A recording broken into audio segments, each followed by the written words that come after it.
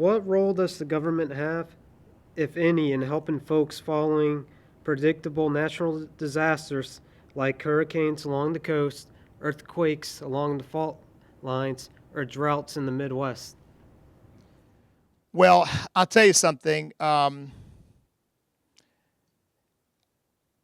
don't think that the federal government has much of a role at all constitutionally, at all. Now, you may make an argument that it does. You might argue that it's a national security issue. You might argue that it weakens us, in the event of some sort of national military emergency. So you could make an attenuated argument. But I think it's a constitutional matter. The federal government doesn't have a whole lot to do with that. In my view, these are things that are ultimately supposed to be handled by the states.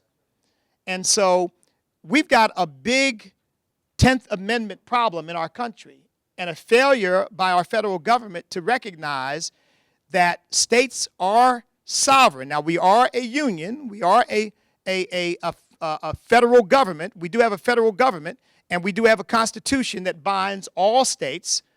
But when it comes to the federal government trying to be the be-all and end-all for everything that happens in life, I think this is exactly how we've gotten to where we are. We've turned the federal government into a kind of God, and you turn to the federal government for everything. And I think that that's simply got to stop. I was in, forgive me if I go over my time quickly, but I was in Roanoke, and a reporter was following me around as I was touring a clinic. Medical clinic. She said, well, why are you doing this?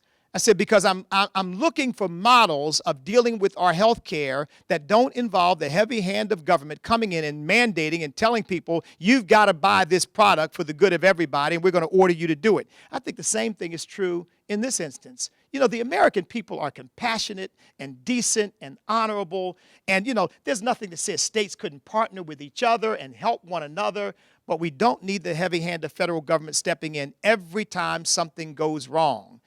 So I don't think there's any constitutional authority, frankly, to do it. Now, there are a lot of things the government's going to do because it's simply sort of been enshrined in the thinking of people that they expected, but I don't think you find it within the four corners of the Constitution.